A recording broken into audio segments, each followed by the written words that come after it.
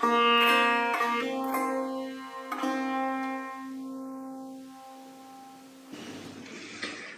and welcome to Digital Tanka Workshop. This episode we're going to take a look at a tanka that I just finished, and we won't do any drawing this time, but we're going to take a look at the image and why I made certain decisions, the beginning of the image, the finished image, and the decisions that I made along the way. So first up, let's look at what I'm trying to paint. So I wanted to paint Black Manjushri. So the reason I chose to paint Black Manjushri, there was a number of reasons. Probably the only one I want to discuss here is that one of the things I'm very interested in working on is to paint pictures, paint tankas that aren't well represented in the existing library of tanka paintings. So Black Manjushri falls well and truly into that category. Black Manjushri is, for a reasonably common practice, it's very poorly represented in the existing number of tankas that we see on the internet. So if you're a practitioner and you're wanting to practice Black Manjushri, I thought it would be nice for me to add a picture of my own that's at high resolution that people can use to help with their visualization and to paint that and make it available. So it was hard to know exactly what to paint. So Black Manjushri has two forms. There's a standing form and a seated form. I chose the seated form, and this was one of the images that I used as reference. And in the sadhana that I was working from, this particular image had all the elements that are required. So the main elements is that the form of Black Manjushri is similar to the same as Orange Manjushri in pose and proportion. Holding the Wisdom Sword and the Wisdom Sutra. Black in colour, which is always rendered as like a dark sort of blue, with bone ornaments that you can see there. So the bone ornaments are not seen on the normal form of Manjushri.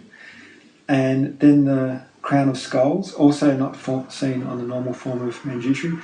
And then the expression, Orange Manjushri is normally portrayed as having a peaceful face, but in general he's described as being a little bit stern.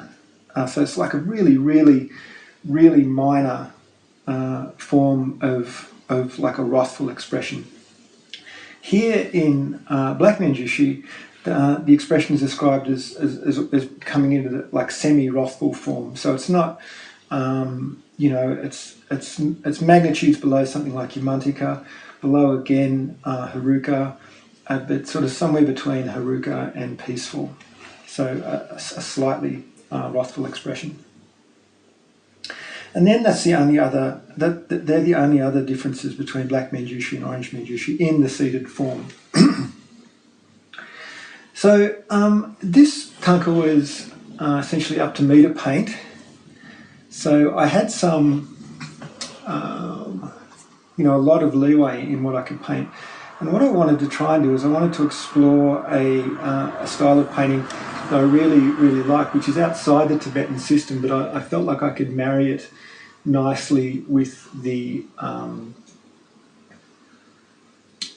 Tibetan system and not have it clash in an iconographic way. So it's a style of painting known as the Japanese screen painting. And here we see an absolutely immaculate example of that style of painting. So why I like this is there's a number of reasons. It's striking visually, but also there's a lot of very beautiful metaphor that you see in the Tibetan system, where there's no there's almost a disregard for things like perspective, a disregard for scale. There's almost this underlying theme of an emptiness of those concepts, really. And so this gold background is a wonderful metaphor for that, and for a metaphor for a state of mind of Mahamudra. So here we can see, if we zoom in on the landscape a little bit, the gold section here, which is actual gold leaf, performs 3 or 4 functions within this painting. Here it's being rendered as earth or ground. Here you can see it's rendered as cloud. Here again it's earth. And at the top you could say in here, in the gap, it's sky. And then the landscape elements weave their way in and out of these, these floating elements. And so it's very much, to my mind, a metaphor for, when you start to see, understanding the emptiness of those types of characteristics, almost the emptiness of the elements, for example, or the emptiness of like spatial objects. It becomes a strong metaphor for that. So I really wanted to include that in my painting, and it worked well because, as you can see, the stylistic elements are the same as you would see in a tanka. So the rock is rendered in the same way that the Tibetan painters would render a rock, the same way as the Chinese painters would render a rock. The trees and so forth. So it's very consistent stylistically with the Tibetan style, yet it hasn't been seen in the Tibetan style. So for that reason, I was interested in exploring this as a vehicle for portraying spiritual art. So let's have a look at how I go, or how I went, and then we can look at how I actually got to this point. So here's my finished image. And so in the centre you can see black Manjushri.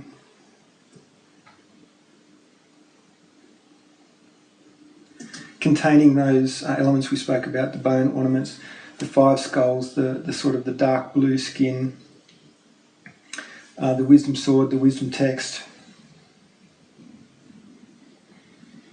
The sword here you can see I've rendered in an unusual way. Normally you would say that the sword is made of what's called sky steel, which is like iron that comes from a meteorite. And so normally, like the chop knife, the wisdom sword, all those sort of bladed objects are made of sky steel, which in Tibetan is called nunchak. And but here, given that I had a fair bit of leeway on this image, I chose to render the sword as a kind of an ethereal crystal, something that's a little bit more refined than steel, so that it had that sort of quality of the mind of wisdom, or the luminosity of mind, given that the sword represents the wisdom of Manjushri, or the wisdom of emptiness. Other than that, everything is pretty standard within the central figure. You can see here I've added some brocade pattern here. I think I have a tutorial on how to do that. Regarding the lotus, the lotus is coloured in a fairly unusual way, this central part of the lotus. So again, given that I had leeway, that I wasn't trying to make a strictly traditional tanka, I chose to colour that to my choosing, and for it to match this the actual lotus stem support here, and to have like a bit of a blue-green theme, which was important to what I the colour composition that I wanted to achieve for the finished tanka. So down here we can see the bottom landscape element.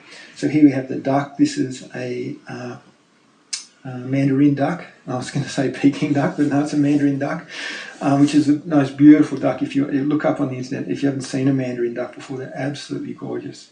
And they have these beautiful little feathers here, these little ornamental feathers, which I particularly enjoy in the male bird. And then down here we have just a basic landscape element,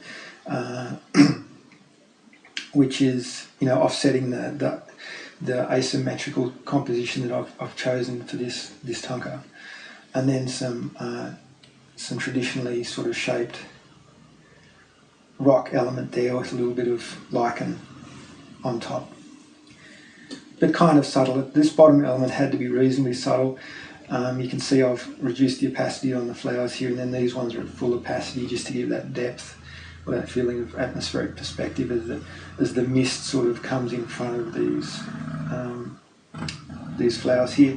I didn't draw two sets of flowers. This is just the same set of flowers flipped and sort of skewed with a bit of perspective, so they look a little bit different. So I drew one set of flowers and then duplicated it to save myself some time.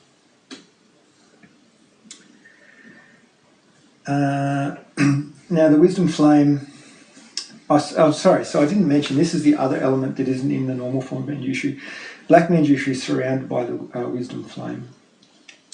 So I've had, I've chosen to draw this in, or I should say render this as sort of one colour, being a gold colour, and not to have, you know, the orange tips that you'd normally have in the flame. And again, that's just an artistic decision. There's no real metaphor for that. But the problem I have is when you're trying to go for a limited colour palette, as I've chosen here, and to have a fair degree of subtlety, if you add like a strong orange element to the flame, it becomes a very dominant colour, and it's very hard to work against or to offset that colour in the rest of the picture. So I'm just not confident enough or a good enough artist to be able to work with that orange flame in the way I would like to. So I just leave it out in a picture like this, where I feel like I've got a lot of liberty in terms of how I render it. In the background here, you can see the gold leaf. So this is a scan of some gold leaf, and you can see I've just added some cloud-like elements here to suggest that it's cloud, as in that original Japanese screen painting we had. So it's just a subtle little bit of cloud coming through. And then as we come down to the bottom, the gold leaf changes from being cloud to being earth or ground, which is kind of dissolving into the water here. And then in this area here, the gold becomes mist. And then at the top, you could probably suggest that the gold becomes sky as well. So here you can see it dissolving into the sky. So that's that sort of Mahamudra play of trying to find the emptiness between those elements of earth, sky, cloud, and mist, trying to find where one becomes the other. And of course, that transition is impossible to find, and therefore, as Arya Nagarjuna would say, that not to say that those things don't exist, but they exist dependent on your mind making that delineation between sky and cloud. Which you could say is the aggregate or the skandha of discrimination. It would be the emptiness of the skandha of discrimination. So up the top here we've got some red cloud. That's purely there as a compositional element, and also to have this ongoing theme of red dropping through here down to the flowers. So these flowers aren't traditional. The actual species of flower is yellow, but I've made it red there, so that there's this red that picks up on the jewels here, the beak of the duck, through to the belt, the palms and soles, the flame, the cloud. So this also the beak of the bird here, and also the sun here. So I wanted to have a single sort of striking colour that sets a theme throughout the painting. The sun here, you can see, is just as simple a sun as you can have. It's just a round, just purely round, with a suggestion of a little bit of cloud just coming into the front of it here. Again, this style of sun is copied from that Japanese screen painting style. So the colour and just that stark, purely round object, which is quite nice to add those sort of things. And then the moon here, disproportionately smaller. So again, representing method and wisdom, but in a kind of a different way. Then we've got, we can say, our other landscape element here, which is the, your classic sort of waterfall coming out of this misty sort of surround, forming a little, vignette or a window into a level of perception or a reality, or just a little hidden, what we'd call now an Easter egg for the meditator's mind, just a place of serenity and beauty. Here you could say the waterfall would perhaps represent bodhicitta, given that it's coming directly from the moon. And then there's of course the in Tantra, the metaphor of the stream of white bodhicitta falling from that place. So nothing much else to say about that. This was hard to paint. I really struggled with this, and all the way up until this painting probably took me 30 days. Up until the last 3 days, this wasn't working, and I was considering getting rid of it completely. So I really struggled with getting that to work. And when we look at the process of images that we used to get to this, you'll see how difficult it was to work with that kind of strong gold element. Okay, so that's pretty much the finished tanka. Let's look at how we arrived at that place.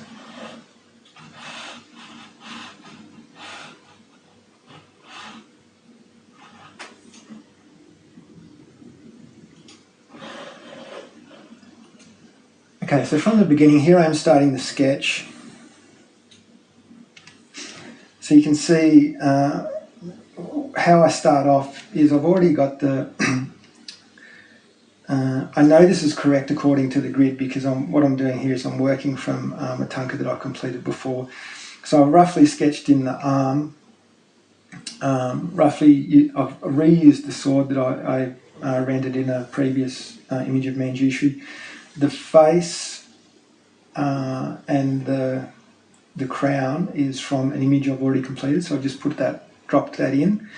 The arm I did a lot of work with. I hadn't created a painting with that exact gesture and pose of arm before. It was similar to an image of Manjushri that I'd done, but not exactly the same. So there I am, just working on that, getting that into position. Here I've got some little, the jewellery elements, just a little sample of that. Over here I've got some samples of some hand gestures and jewellery that I've done in previous tankas. I've used the leg position from a previous tanka as well. So this is all sort of pretty much without having done any work. It's just reusing elements. This lotus I've used in another tanka, so this was saving me a lot of time. One of the great things about working digitally is you can just reuse all those items. Okay, so here I am a little bit further along. So I'm just starting to add the body and some the scarf elements. Here I've got reference. This looks like it's from Andy Weber. This knot that forms on the scarf. So I've got Andy's knot there, which is one of the best ones I could find, and just using that as reference to create that knot on the right hand side of the scarf. Here I've got the flame that I like the most, so I'm copying that from a very old tanka, and I'm just making some adjustments to the way it sort of wraps around the sword and the direction of it, but just minor adjustments just to get it so that it's to my taste. To my thinking, it's sort of falling off a little bit in this direction, so I just readjust the direction of that, and then adjust it to the style of sword that I'm putting it on. Okay. So here we are a lot further down the track. So here I've finished the work. This is 100% complete and as used in the finished tanka, with the exception of the flame halo. I'd actually gotten to this point and forgotten that there needed to be a flame halo, so I think I pasted this on Facebook and then immediately did the halo afterwards and corrected that I've got it wrong. So this image here, you can see the sketch, and so I'm really happy with the sketch. I'm very, very happy with the face. There's probably, I don't think there's anything I would want to change in this. I actually feel like I got this pretty much right. I like the curve. There's a slight curve on the surface of the book. I really like that. I guess the bit I don't like is the support of the lotus. I ended up reworking this in the finished painting so that these petals actually extended to the front of the text. That was one element I didn't like. I think the rest is fine. The feet, I'm probably not 100% happy with the feet, but that's just being a bit picky, really. Other than that, yeah, I'm completely happy with that. So then, next step was to add the flame. So I removed those ring halos on the outside and added the halo of flame. And that pretty much completed the line art for this picture.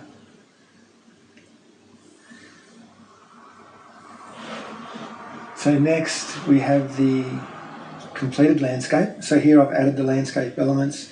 You can see this is a little bit different in the finished tanka, but this is how I wanted the landscape to be. So the lower element, we have our duck here. The duck ended up being up around here somewhere.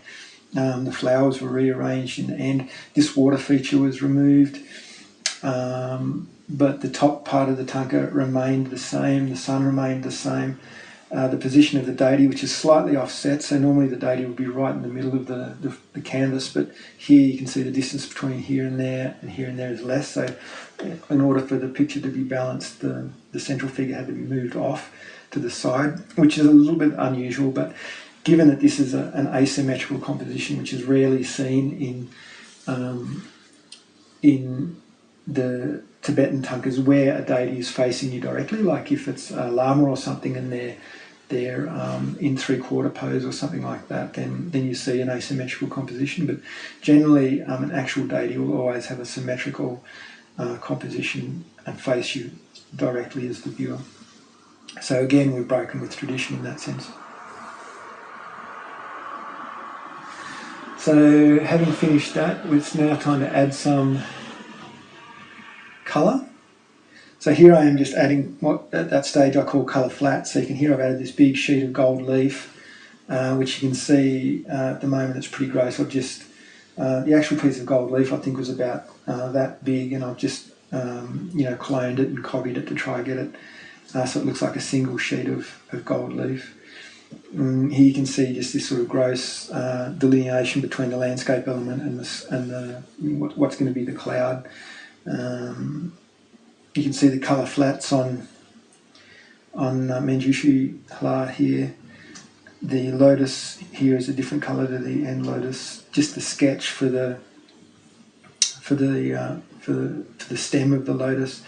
Then we've got our duck and our flowers down here. And then just a basic gradient to suggest this water. And some basic coloration up here. All through this I had to fight not to add any colour to these areas. These areas had to be almost monochromatic or very, very unsaturated, because they needed to be very recessive in the finished image and not to pop out. The central figure had to be the main thing. But these uses of little splashes of colour had to link these components, so the red colour that came through all the way to here sort of linked those in a visual way, whilst keeping them recessive. So a little bit more progress we can see here. So here I've got the rendering complete for the central figure. We've got our position correct, but we haven't rendered the landscape at all. So we've got some line in there. I think I've brushed in I've got some texture here, which is adding some variation. You can see a little bit of variation in these areas. I've got the basic shape of that gold outline mapped in.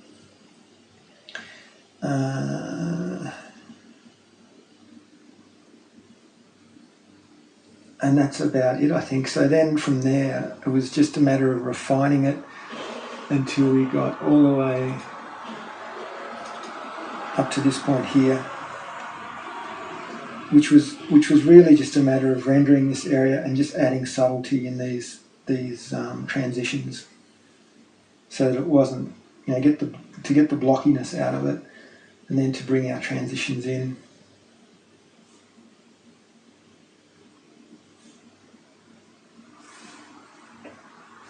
Okay, so let's look at the individual components that made up this tanka. So it wasn't done as a single piece. It was done using lots of little elements. So I'll show you the elements and how they came together. This ended up being the largest file I've ever worked on, largest and most complex file, just due to having all those sort of misty transitions everywhere. So I think the finished image was like it was almost 4 gigabytes. So the computer was kind of struggling with that a little bit. But yeah, I learned you have to, when you start adding these, separate components, which are called smart objects, things get complex pretty quick. And when you want to make a minor change, you have to, go back through these documents and make the change, and then it has to reflect in the final image. So there's a real trade-off between this idea that smart objects speed workflow, because at a certain point they don't. It just becomes so complex, it's difficult. Anyway, so here are the elements. So let's look at this is the, just the sketch for the landscape elements, and here I can put on a basic gradient just because it's easier to paint like this. So there you can see the flowers. Here's our beautiful duck and the bird. And then when we use it as a smart object, it's just used as a transparent background. Here is the lotus support. So if you know my work, this is the same lotus support as from Green Tara. All I've done is I've adjusted the colours so that it's to make it a bit more on the blue side than the green side. So there it is prior to making the green adjustment, and that's it after. So it needed to be a cooler tone for that, a cooler tone of green to work with the tanka. So that's the lotus support. So again, that gets composited into the picture.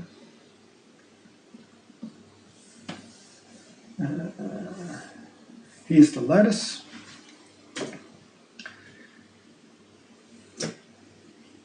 So that's the same story. Lotus is done separately.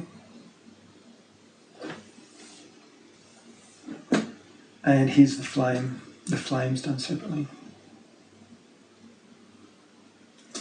So the flame and the lotus then get composited onto the central figure as their own little thing. And so you can see here, if I turn off the flame, there it is. And if I turn off the lotus, there it is. And then this file itself only deals with the central figure, as you can see here. And so you can see on the left-hand side, these are the number of the number of layers that were required to do this. That's quite a lot of layers. This file is 2 gigabytes. And that's the number of channels I had there. So these are the channels, just quickly. Quite like that channel. Yeah, that one. That's pretty cool. Yeah, so they're just quickly going through the channels. Then looking more closely at the finished image. The only thing I haven't discussed is just this little treatment of gold on the outside. So here's my gold layer up the top. If I turn that on and off, you can see the gold trim coming on and off.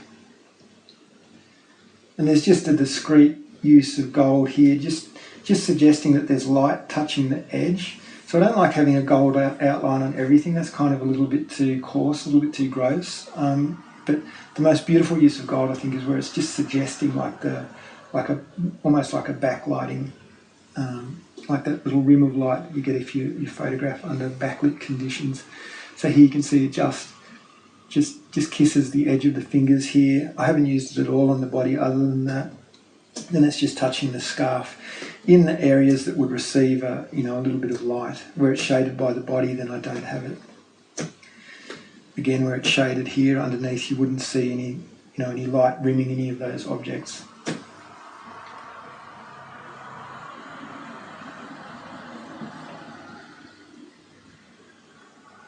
And then this, as a whole, gets composited into the finished tanka.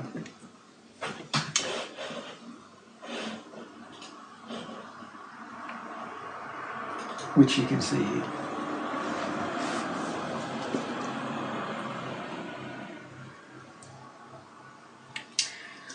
Okay, so that's all. I hope you've enjoyed looking at this process. If you'd like to receive a copy of this image, then please support me on Patreon. The way Patreon works is that you pay me a small amount of money in exchange for my art. So this image, for example, if you support me on Patreon, then you get a high-resolution copy of this piece of art. You're welcome to print it for yourself, print it for your friends, as long as you don't go into like commercial production of it. And you get the tanka, and I get your support. So if you don't know what Patreon is, there'll be a link in the description below this video. Please consider supporting me on Patreon. And again, I hope you've enjoyed this image. I hope it helps you with your practice. And if you're an artist, I hope it helps you, get a little bit further along in your practice of, spiritual art. So best wishes to you, and we'll talk to you later.